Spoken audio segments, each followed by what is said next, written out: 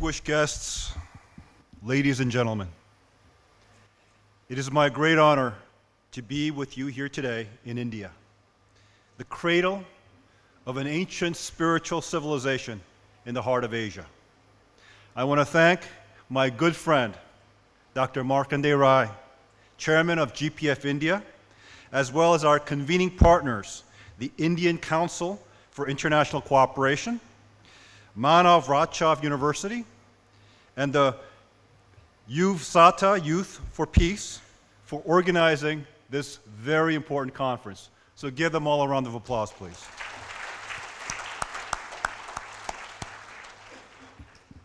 I'm also pleased to acknowledge the many important Indian spiritual teachers as well as key leaders from around the Indo-Pacific region, including Indonesia, the Republic of Korea, Mongolia, and of course, Africa.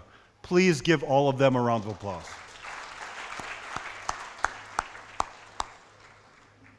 Your participation is very meaningful, as this vast region will play a central role in determining the future direction of humanity and the prospects for peace and prosperity in this region. Ladies and gentlemen, the world is in chaos. The rise of woke politics is challenging the traditional Judeo-Christian values and the classic liberal views of the West and its institutions from within. There is an alarming cacophony of conflicting ideas about society and the human condition, from the nature of the state to individual identity and gender relations. The result has been widespread political and social instability, uncertainty, and most of all, moral confusion. The liberal ideals of Western democracies, rooted in individual freedoms and inalienable rights, are being undermined for the sake of a collective conformity with almost religious fervor. Although the end of the Cold War revealed the evils of socialism and communism, a new secular Marxist worldview is taking hold in the West, uprooting its values, norms, traditions, and institutions. This unfortunate reality is eroding the common ground upon which society can stand, as both progressive and traditional sides become more polarized, creating an untenable situation. This woke orthodoxy is not just content to undermine the traditional values upon which Western democracy stands, sowing discord from within. It seeks to export its ideas to other cultures, such as those in India, East Asia, and traditional African societies, and twist their values with their own distorted image. In the realm of geopolitics, we are witnessing the rise of assertive statist powers that are prepared to impose their will on their neighbors, reminiscent of the actions taken by totalitarian regimes of the last century that led to 2 world wars and the Cold War. The invasion of Ukraine by Russia was a shock to most in the West that had become complacent about Putin's ambition to restore the territorial influence of the former Soviet Union. Heading into the second year of war, there seems to be no end in sight. For the near term, as Ukraine seeks to regain its lost territories and Russia fortifies its positions. Here in Asia, China has made it clear that it is prepared to violate Taiwanese sovereignty even by force under its one China policy. That is why so many experts are concerned by the war in Ukraine, since many believe that Chinese authorities are studying the conflict and its implications for their invasion of Taiwan. The U.S. has preempted that concern by showing its commitment to the island's defense through a well-publicized visit of the former Speaker Nancy Pelosi last year, and the recent meeting with the current Speaker McCarthy and the Taiwanese President Tsai Ing-wen. The threat to Taiwan and China's intent on controlling the South China Sea, the world's most vibrant trade route, through the creation of a military island basis, has raised alarm among all of its neighbors in the Pacific. These provocative moves have led the U.S. and its allies to join in a new variety of organizations. The Quad Treaty of the U.S., Australia, India, and Japan, advanced by the late Minister Shinzo Abe, was considered the Asian NATO in response to the rising threat of China. The Indo-Pacific Economic Framework for the Prosperity of 2022 represented 14 regional nations with a combined economic output of 40% of the world's GDP as a counter to China's efforts to economically influence the region. These developments and President Xi's recent visit to Russia and the Middle East are beginning to solidify the emerging lines between the free world and the world under Chinese influence. Ladies and gentlemen, the tides of history are shifting from the Atlantic sphere to the Indo-Pacific. In this geopolitical environment, any nation that cherishes the ideals of fundamental freedom and human rights would clearly be wise to align with the U.S. and its democratic allies. For the threat that China poses is a rise of totalitarian statist regimes that challenges the ideals of liberty. It is important to note, although China has adopted some aspects of a market system, it never relinquished its one-party communist rule or the Maoist revolution. And it has never embraced democracy nor the ideals of liberty that form the foundation of the free world. Given this threat to liberty, the confusion being spread by the woke left in all Western democracies is even more alarming. At no time in human history should the West be clearer about its core values and whence its freedoms and rights derive. Many of the activists living in the West, however, take them for granted, failing to recognize the hard-won religious and philosophical milestones rooted in the Judeo-Christian ethic that gave birth to them. The formation of the United States of America in 1776, through its Declaration of Independence from the British Empire, planted the seeds of those ideals with its pregnant second sentence. We hold these truths to be self-evident, that all men are created equal, that they are endowed by their Creator with certain unalienable rights. Among these are life, liberty, and the pursuit of happiness. The foundational premise in those immortal words is that human freedom and rights come from the transcendent power of God or our Creator, and not by any human authority or institution, and that they are unalienable. In our current global circumstance, there is an urgent need to clarify and uplift that time-honored universal spiritual principle. It is important that we understand which ideas will lead to a peaceful, harmonious future, and which will dissolve social bonds, leading to chaos and anarchy. What is important to note is that all democracies are not truly free, as was the case in ancient Greece and even the Roman Empire, nor are they immune from the tyranny of mob rule. Such principles that are spiritual provide the much-needed compass to navigate through the rapidly changing norms and guide humanity towards God's original ideal, which I believe is rooted first and foremost in families centered on the original creative love of God. We do not need to look too far to find evidence of these universal principles. We can find them in the great faith traditions that have preserved, taught, and practiced those time-honored traditions that point to the innate value of human life and the proper order in human relationships, especially the family, as well as the virtues by which to live. Throughout history, God has inspired the founding of various faith and wisdom traditions to elevate human consciousness and cultivate ethical civilizations. It should be the people of faith who lead the world to peace. I believe the vision that can unite and inspire humanity to transcend all the walls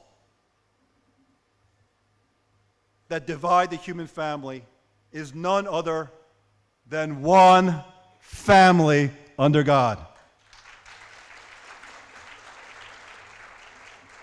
All faiths should cooperate and adopt this vision to build a world free of conflict, reflecting the highest spiritual ideals rooted in universal principles and values that reflect God's truth, righteousness, goodness, and the love for all of humanity.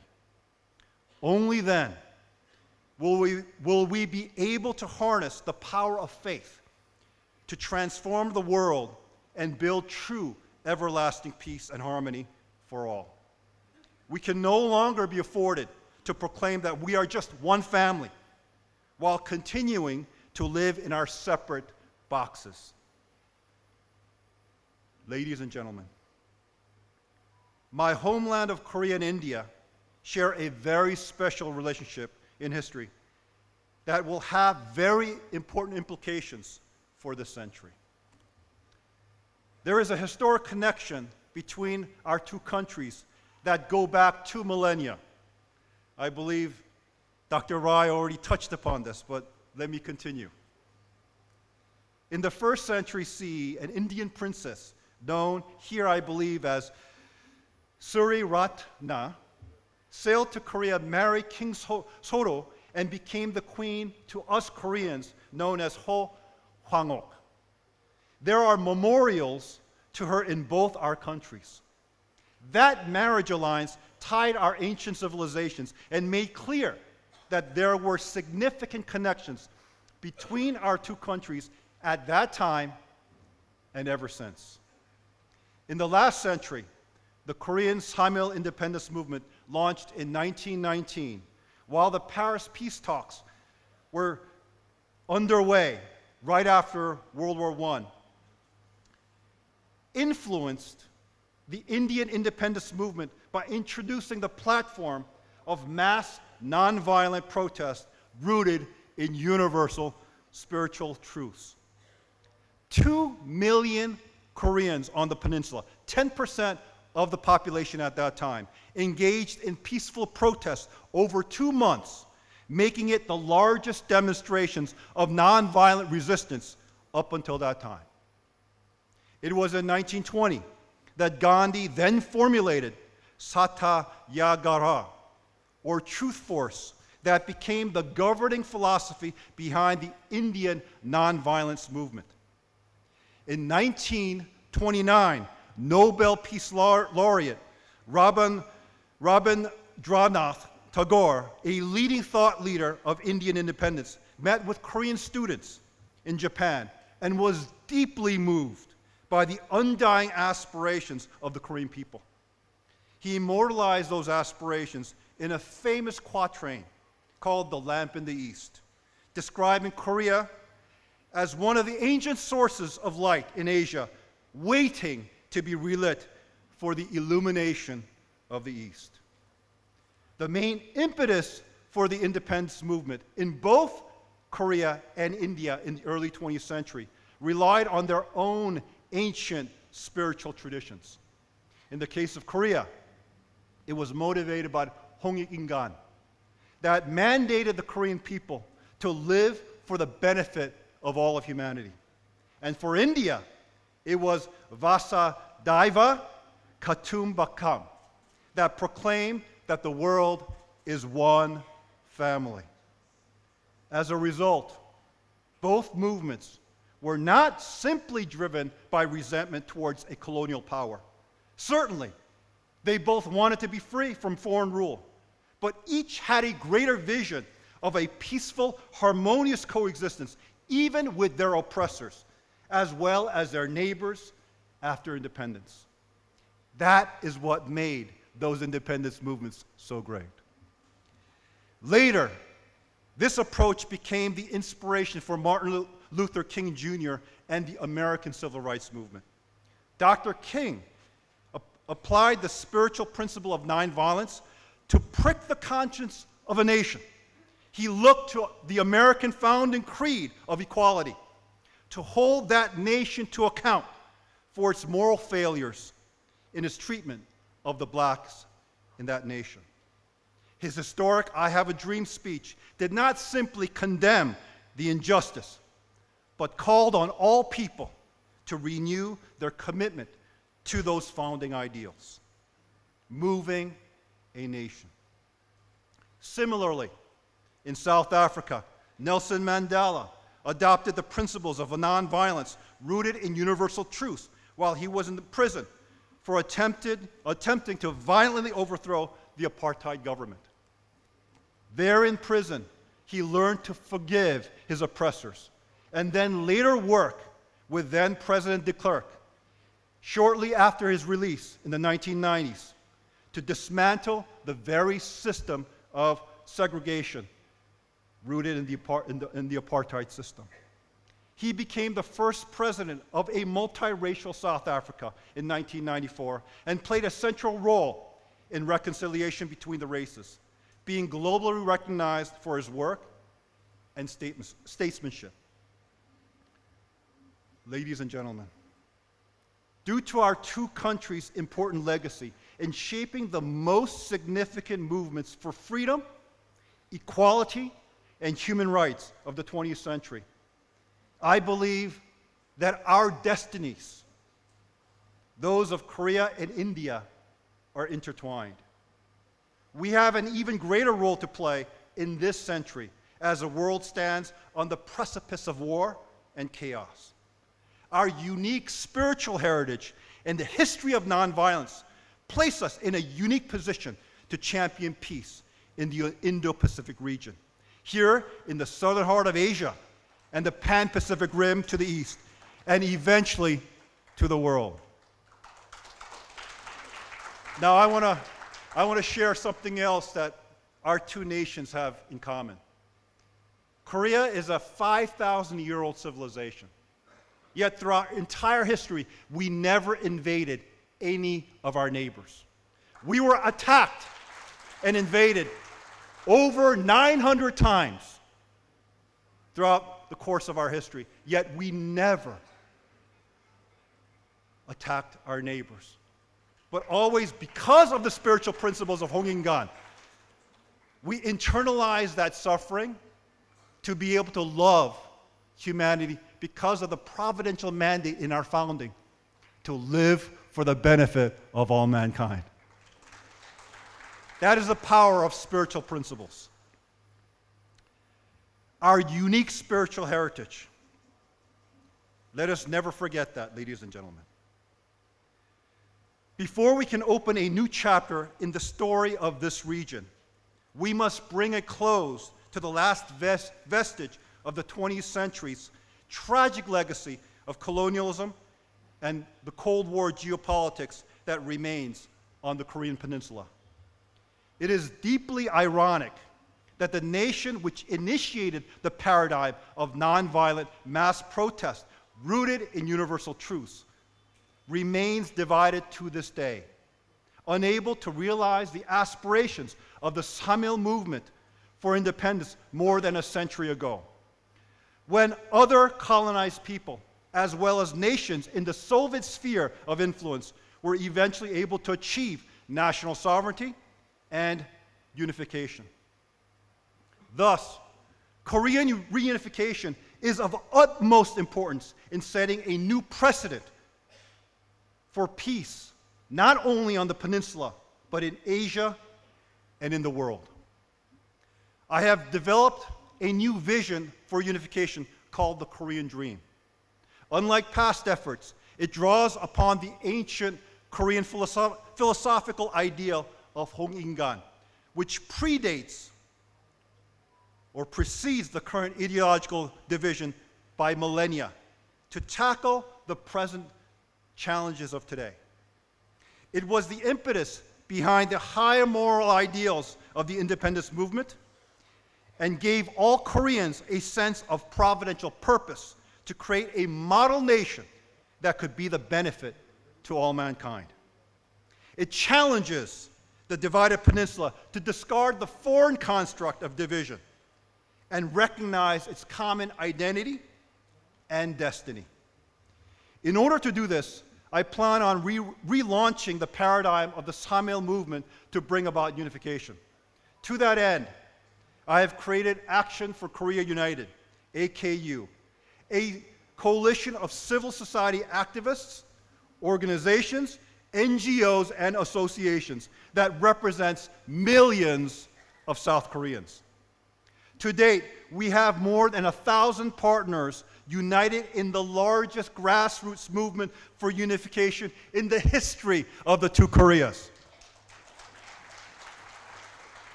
We plan to hold peace rallies in the South that will climax in 2025 with a massive event for unification, which will highlight the 80th anniversary of Korean independence from Japanese rule. Imagine, because dreamers are the ones who change the world. Imagine if tens of millions of Koreans on the peninsula and the diaspora, as well as supporters from around the world, gathered their collective voices to demand the peaceful reunification of the Korean peninsula. Surely, the metaphysical and physical wall that divides the peninsula will fall, and a new era will dawn for the Korean people, the Indo-Pacific region, and the world. I hope and trust that the spiritual and thought leaders here will recognize that moment and give your support to the Korean dream. Can you do that, yes or no? The rising prominence of India in this region is evidenced by its role in hosting the upcoming G20 meeting, drawing upon the rich heritage of Indian spirituality to create the theme, One Earth, One Family, One Future. It is also noteworthy that India is convening the C20 of civil society counterparts to the G20, giving substance to spiritual principles and values by promoting the essential value of service and the ethos of one family. This is highly significant because of clear recognition that politics, economics, and technology alone are inadequate to resolve the many challenges facing the world today. These challenges at its core arise from a clash of fundamental worldviews that can only be effectively addressed by drawing on a deep spiritual principle tradition and values rooted in universal truths. That is why what is happening here today is so important. We are all essentially connected in the one human family, and we are one family because of our shared origin in the one Creator God. Our innate, inherent value and the fundamental rights that we enjoy are endowed to us by that Creator and by that God. To encapsulate these truths in a way that all can easily grasp, I have long advocated a simple yet very profound vision statement, and that is one family under God. Today, young leaders, spiritual leaders, scholars, and others from civil societies across the Indo-Pacific region have taken ownership over this vision of one family under God. You have concluded important discussions on its implementation in areas related to youth, education, values-based peace building, and the environment. I look forward to the New Delhi Declaration you are issuing here today, and will outline specific initiatives that will give substance to the noble theme of the GPLC here today.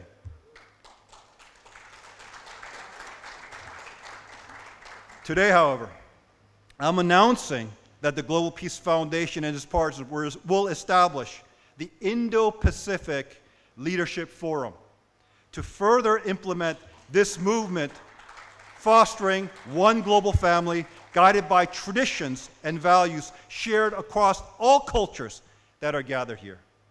I have asked Dr. Markandeya Rai to organize and lead this initiative. Let's give him a round of applause. And I humbly invite all of you for your participation and for your efforts in that cause. The Leadership Forum will work in this region in a similar way to the Latin American presidential mission that I had founded. Through it, public-minded former presidents work for the benefit of Latin America through promoting peace, cooperation among countries, and spiritual and material development for their people. I hope that each one of you will become peace builders in your own right, in your own respective spheres, to influence and join with us, as well as influence others to join in this great movement for global peace. Let us all commit to become the moral and innovative leaders of tomorrow, who invest our passion, energy, and talent to serve the greatest good for the benefit of all humanity. That together, step by step, we can finally realize the greatest dream of all, the dream of one family under God. Thank you very much. May God bless you and your families. Thank you.